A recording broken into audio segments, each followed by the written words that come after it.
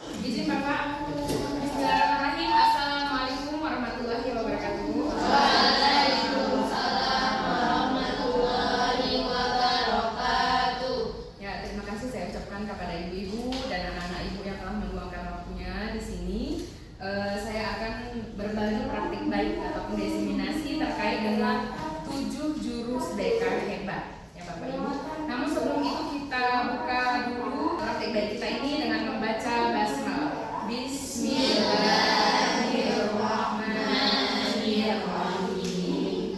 Ya, ibu semuanya, di sini ada 7 jurus BK hebat. Sebelum saya jelaskan, saya mau tanya dulu pendapat ibu-ibu di sini. Menurut ibu-ibu, apa saja jurus di BK hebat ini? Menurut ibu-ibu aja.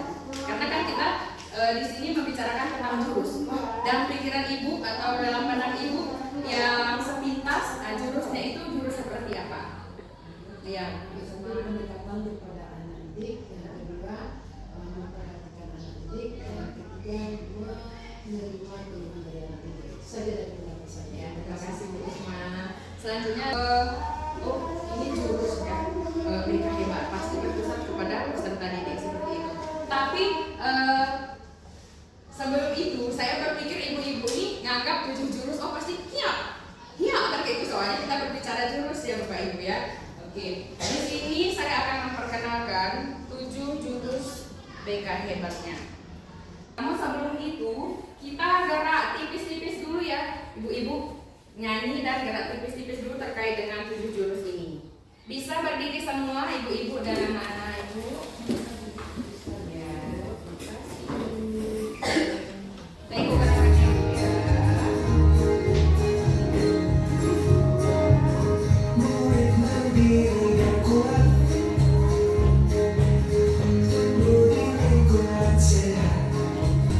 Bersahabat, mendidik dengan tulus, gunakan 7 jurus.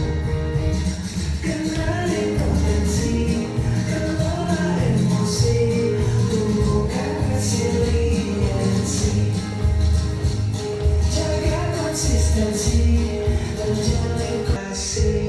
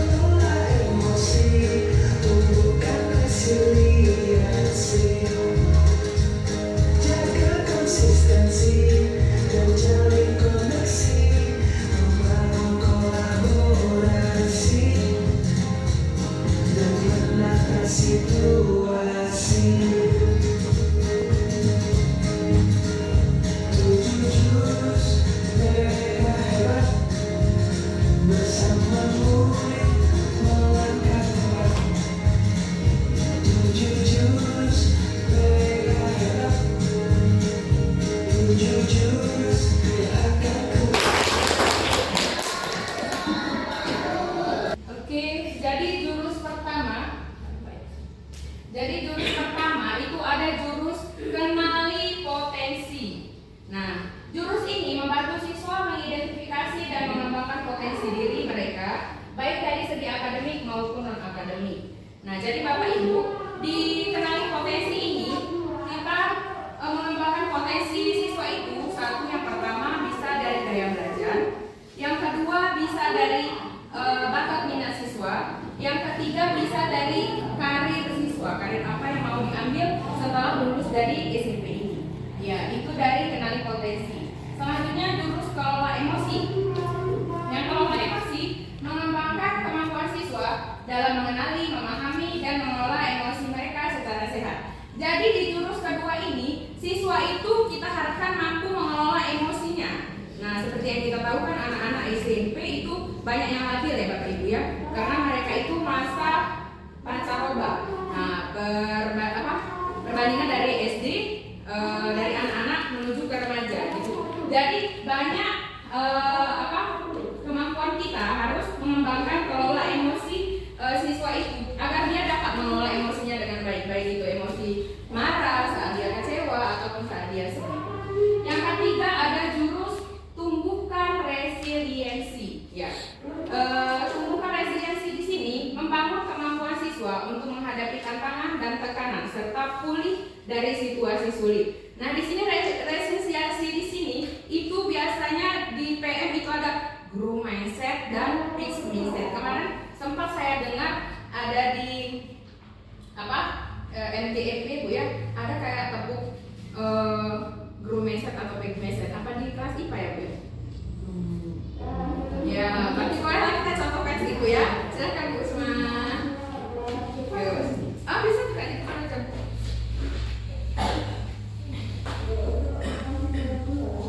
Ya, baik teman-teman berdiri semuanya. Ibu, semuanya. Jadi mari kita ulang. Ya, anak-anak mana ya di kelas ya? Coba Ibu ya.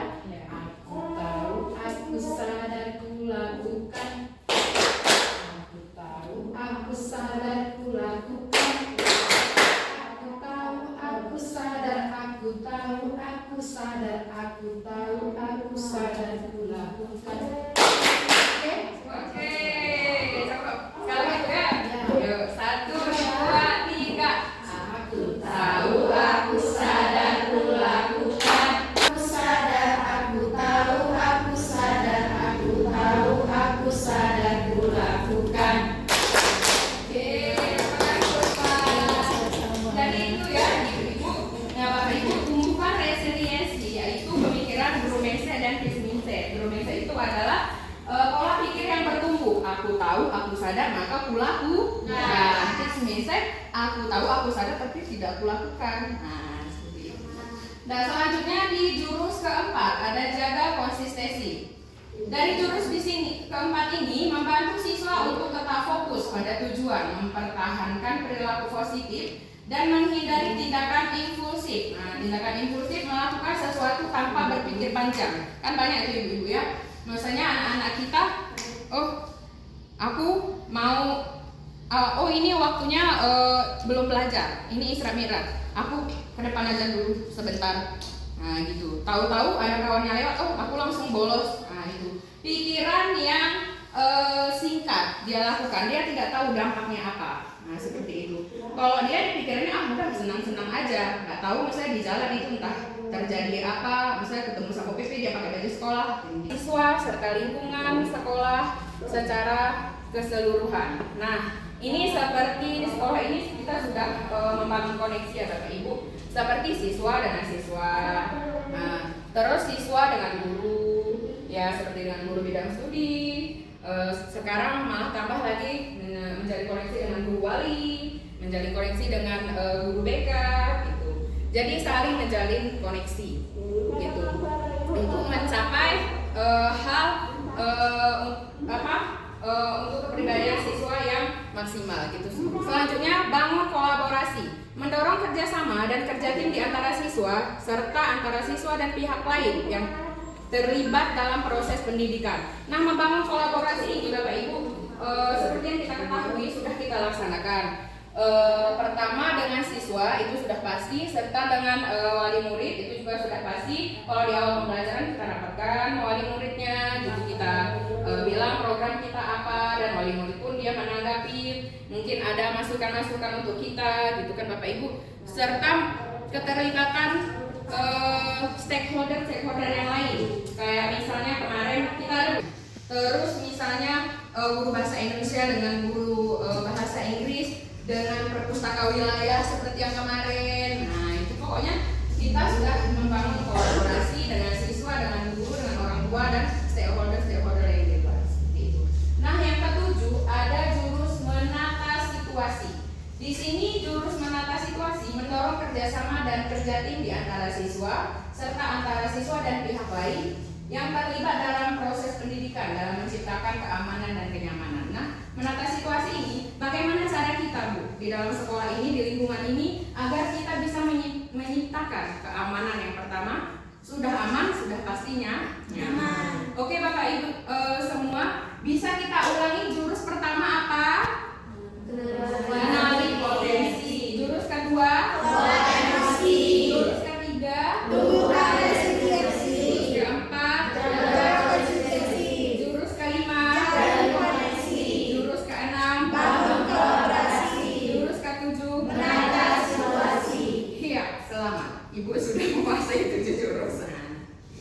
Ya, jadi Bapak Ibu semuanya, dari ketujuh jurus ini kami memakai metode ataupun model pembelajaran ARKA, yang mana A-nya itu adalah aktivitas, R-nya itu adalah refleksi, K-nya konsep, A-nya aplikasi.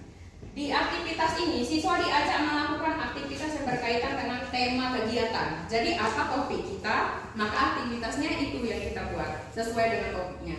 Selanjutnya refleksi, murid itu merefleksikan hasil aktivitas itu, bisa dengan LKPD, Ibu kasih secara kelompok ataupun secara perorangan. Dan selanjutnya ada K-nya, yaitu konsep. Guru menyampaikan konsep materi dari tema yang akan disampaikan. Nah di sini materinya Bu, materi topik kita itu kita sampaikan di konsep. Nah, seperti itu. Selanjutnya aplikasi. Di aplikasi ini ataupun aksi, jadi setelah kita melakukan aktivitas, refleksi, dan konsepnya kita berikan kepada siswa, selanjutnya mereka beraksi. Nah, mereka mengaplikasikannya ke dalam kehidupan sehari-hari. Itu bisa jadi kita tanyakan ke anak-anak ataupun melalui LKPD, ya, Ibu-ibu. Oke, lanjut. Di praktik baiknya, jadi Bapak Ibu, dari 7 jurus yang saya perkenalkan tadi, saya mengambil jurus potensi, jurus pertama yang saya lakukan di dalam kelas, yaitu di kelas 8.1. Nah, dikenali potensi ini,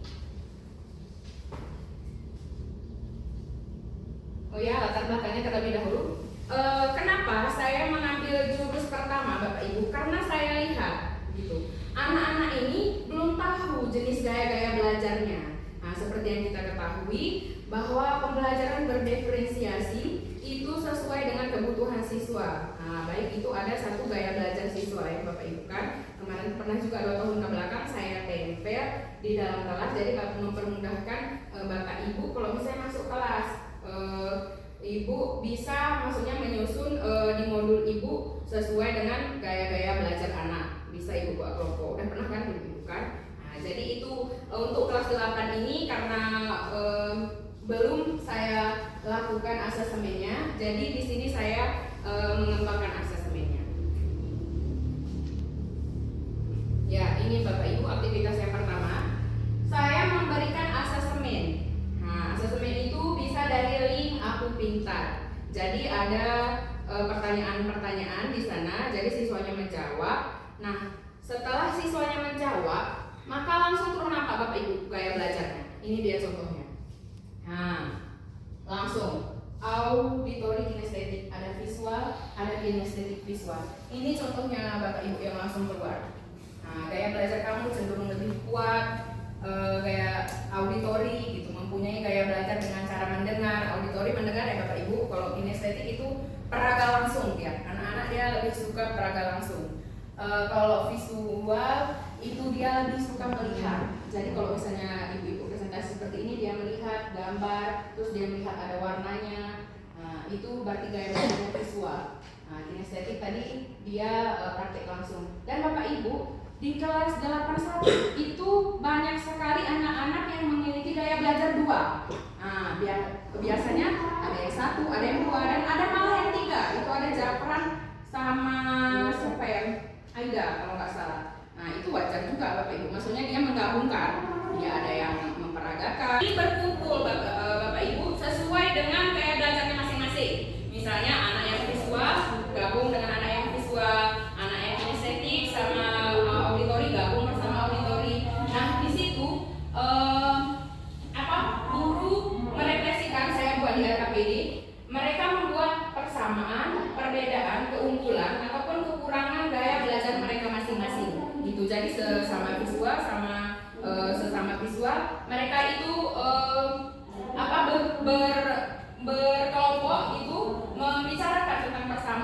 perbedaan gaya belajar mereka. Nah, setelah mereka mengerjakan itu, mereka mempresentasikannya ke depan kelas. Nah, memperkenalkan gaya belajar mereka kepada kawan-kawannya, Bapak Ibu. Ya, selanjutnya setelah mereka mengerti, setelah mereka mempresentasikannya, baru saya membuat konsep ataupun menjelaskan pengertian dari gaya belajar, dari visual, auditori ataupun kinestetik, dan ciri-cirinya, ciri-ciri pembelajarannya kepada anak-anak. Di sini konsep. Nah, selanjutnya aplikasi. Saya kasih juga RKPD, tapi RKPD perorangan, siswa sendiri-sendiri. Itu siswa membuat rencana tindakan, menentukan gaya belajar mereka, menulis strategi belajar, Bapak Ibu, dan memulai gaya belajarnya itu mau kapan. Nah, banyak sekali anak-anak yang menulis langsung terus besok, Bu. Nah, jadi mereka setelah menulis strategi gaya belajarnya, langsung terus mereka bilang saya mau mengaplikasikannya langsung besok. Alhamdulillah ya Bapak Ibu ya. Jadi berbagi praktek baiknya di sini, saya sudah merangkumkannya dari hasil analisis ini Bapak Ibu. Jenis-jenis gaya belajar anak-anak. Jadi akan saya tempelkan di dalam kelas ataupun karena ini selembar, saya kasih sama Ibu. Nah, sekalian terus jadi di absen Ibu Bapak kan. Khusus ini baru di kelas 81. Jadi kalau misalnya ibu-ibu mau melakukan pembelajaran diferensiasi, tidak perlu lagi ibu untuk menggali potensi terkait gaya belajar, karena sudah saya lakukan, langsung saya kasih terus sama ibu. Nah, ibu tinggal lihat terus, oh gaya belajar anak ini langsung ibu kelompokkan. Jadi itu Bu, bentuk kerjasamanya dari guru BK dan guru bidang studi seperti itu. Ya, baik di sini dari gali potensi, mungkin ibu dan bapak ada yang menanggapi atau ada yang bertanya, kami persilakan. Ya. Assalamualaikum warahmatullahi wabarakatuh. Setelah saya amati dari penjabaran Ibu Sinta tadi luar biasa, saya juga kagum masalah ini. Biasanya kami mengajar anak-anak anak ya, tapi kami harus menggabungkan Ibu Sinta. Karena apa? Misalnya pakai rumus, nggak mungkin mendengar aja. Jadi pertanyaan saya, bisakah satu maksudnya dari kelompok tersebut kita pisahkan misalnya audio, visual, dan kinetik. Jadi yang kinetik ini misalnya kalau kita gabungkan tiga-tiganya bisa nggak? Itu pertanyaannya. Kita gabungkan. Ya, misalnya. Apa misalnya kelebihannya kalau kita gabungkan, apa kerugiannya? Itu aja Bu Sinta. Terima kasih. Terima kasih Bu Usma. Jadi Bu Usma, alhamdulillahnya di kelas 81 ini cuma 2 orang yang memiliki satu gaya belajar yang tetap visual, yaitu seperti sini ya. Ya ini Nisa Revita dengan Nova Anggreni. Yang lainnya selebihnya ada 2 dan 3 Bapak Ibu. Jadi bisa, tapi kita tanyakan dulu sesuai dengan kebutuhan anak. Kita sekarang kan maksudnya sesuai dengan kebutuhan anak, bagaimana dia cepat mengertinya, bagaimana maksudnya dia bisa mencapai tujuannya. Jadi bisa saja. Ya, ini untuk jurus pertama. Saya sudah mengimplementasikan jurus kelola emosi. Jurus 2 di kelas 92 ya.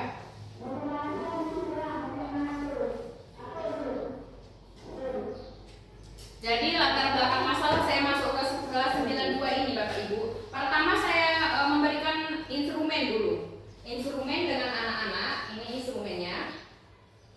Nah, di sini ada identifikasi kompetensi sosial emosional siswa. Dari hasil instrumen ini Bapak Ibu, jadi banyak siswa yang kelas 92 itu cukup 14 siswa.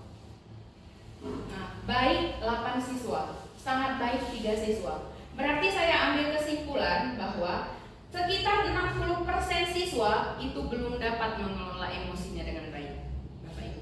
Dan sekitar 34 siswa sudah baik, kategori baik. Selanjutnya sangat baik, baru 3 orang 6%.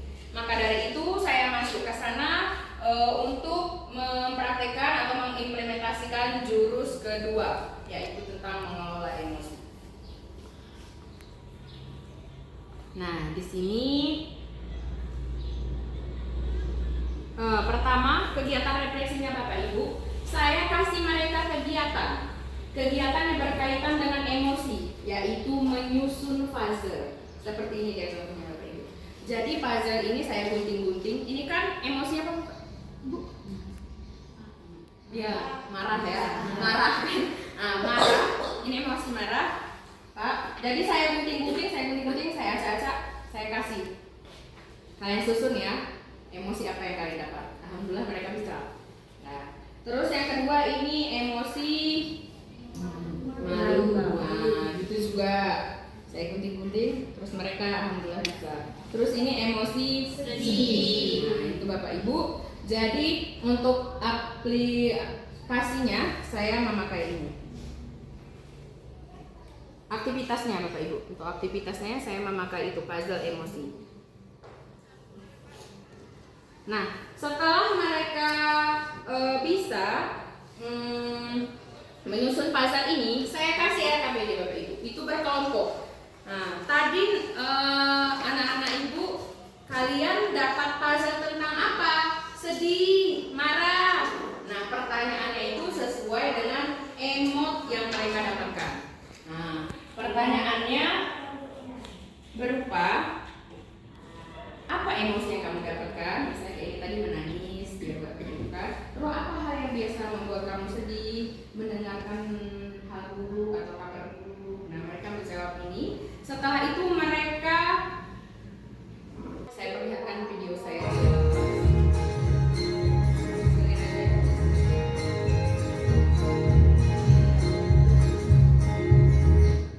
Seperti pada umumnya ibu-ibu lah Bu ya, masuk kan, menanyakan kabar anak-anak. Nah, guru mengecek kehadirannya. Dan membaca doa. Dan ini menanyakan kesiapan siswa. Nah, di sini saya memberitahu topiknya tentang mengelola emosi, memberitahu tujuannya.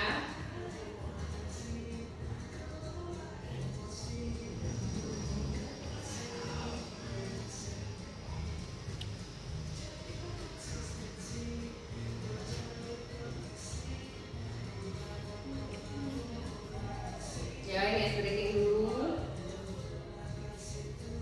Ya, lanjut latar belakang masalah tadi ya Bapak Ibu. Setelah instrumen saya jelaskan kepada anak mengapa saya ambil topik ini, karena memang mereka sangat-sangat membutuhkan sesuai dengan persen.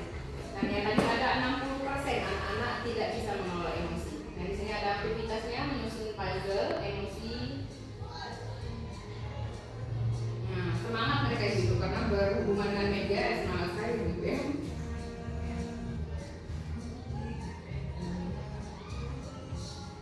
Dan di sini mereka menyusunnya.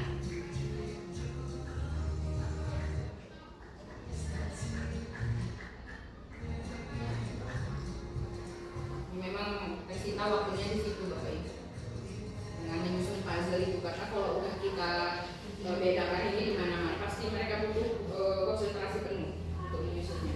Nah, di sini setelah mereka menyusunnya, mereka berkelompok mengerjakan LKPD tadi, Bapak Ibu. Ini terkait dengan sesuai dengan puzzle yang dia susun.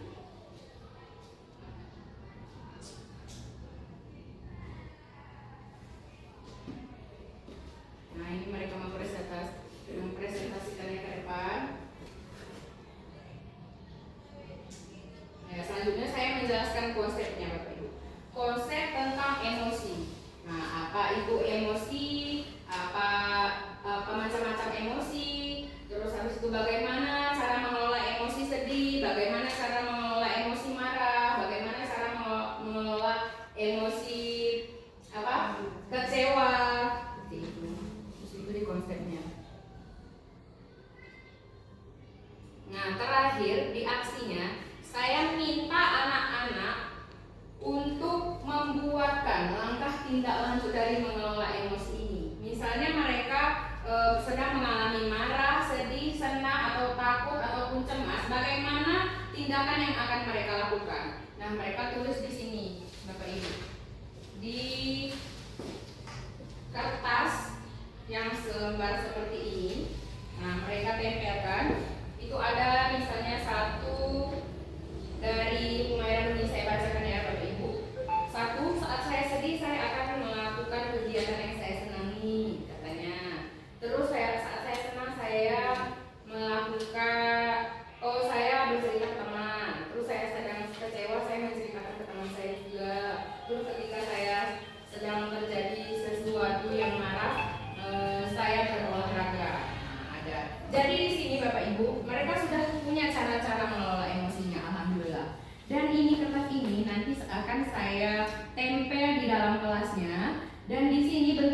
kerjasamanya dengan ibu-ibu dan bapak-bapak. Kalau saat ibu dan bapak-bapak masuk, itu anak-anak sedang mengalami emosi, tolong diingatkan kembali.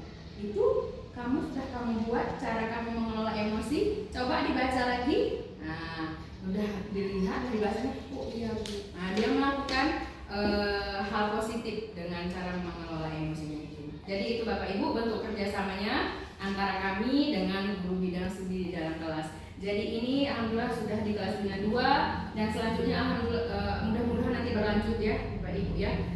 Di kelas 1 sampai kelas 9 akan ada kertas mengelola emosi ini. Jadi bisa memudahkan ibu, bapak yang masuk di dalam kelas itu terkait dengan mengelola emosi anak. Demikian Bapak Ibu, namun sebelum tentang berbagi praktik baik dari mengelola emosi. Oh iya, di sini saya masuk ada satu guru yang mengobservasi saya yaitu Bu Sani.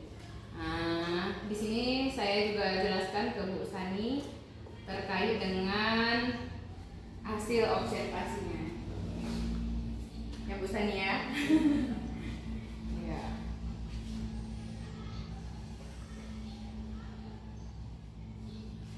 Demikian Bapak Ibu, saya minta tanggapannya dan penguatannya tentang jurus 2 yang sudah saya aplikasikan di dalam kelas tadi. Silakan. Pengelolaan emosi ini kami sangat bersyukur karena sudah dibantu ya Bu ya. Jadi minimal kami tahu kalau mengendalikan emosi sedih, marah itu seperti apa. Nah, di sini sudah ada titik terang. Tapi kebanyakan pada saat terjadinya emosi itu siswa kurang memahami cara mengendalikannya. Jadi kadang-kadang terjadi spontan ya Bu ya. Sifatnya spontan, kejadiannya spontan sehingga pada saat itu anak-anak tidak bisa mengendalikan emosi. Nah ini kira-kira kita sebagai guru langkah apa yang pertama kita ambil agar mereka itu bisa mengingat kembali yang tadi udah ditulis. pengelolaan emosi tersebut tadi. Terima kasih atas penjelasannya. Terima kasih Bu Stina. Jadi kalau misalnya anak-anak secara spontan tidak bisa mengelola emosinya itu wajar ya Bapak Ibu ya, manusiawi memang. Tapi karena sudah ada ini dan mereka juga membuatnya secara masing-masing dan dalam kesadaran mereka sendiri. Nah, kalau misalnya spontanitas tadi oke lah, kita nggak bisa lagi flashback. Kamu kenapa begini kan enggak? Jadi kita ingatkan aja, Abang. Tadi Abang udah salah ya. Tadi Abang hilap ya. Nah, sekarang mau Ibu kasih tahu itu tadi caranya mengelola emosi, coba dibacakan. Nah, ataupun misalnya kita ambil jeda dulu sampai emosinya itu merasa dulu dingin ya Bapak Ibu. Kita ingatkan lagi kemarin, pokoknya kita memang capek ya Bapak Ibu ya, cuman gitu tadi demi tercapainya gitu pengelolaan emosi yang baik terhadap siswa itu. Pokoknya Ibu jangan capek-capek lah. Ingat kesini ya, ini dibuat sendiri loh ini. Nah ingat itu. Nah gitu aja Bapak Ibu ya.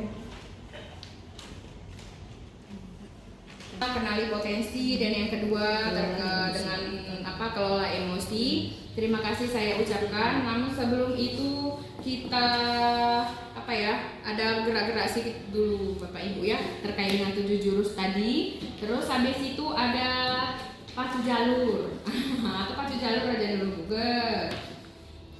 Oke, kita bisa berdiri semua gitu.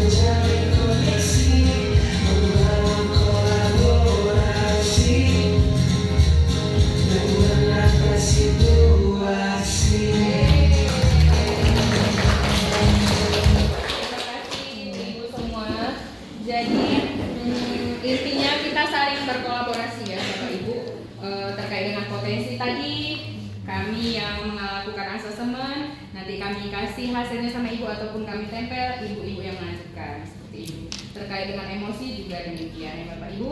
Terima kasih atas partisipasinya. Mudah-mudahan kita selalu kuat dan terus semangat untuk mendidik anak bangsa kita. Saya tutup adalah kita membaca hamdalah. Alhamdulillah. Amin. Wassalamualaikum warahmatullahi wabarakatuh. Waalaikumsalam warahmatullahi wabarakatuh.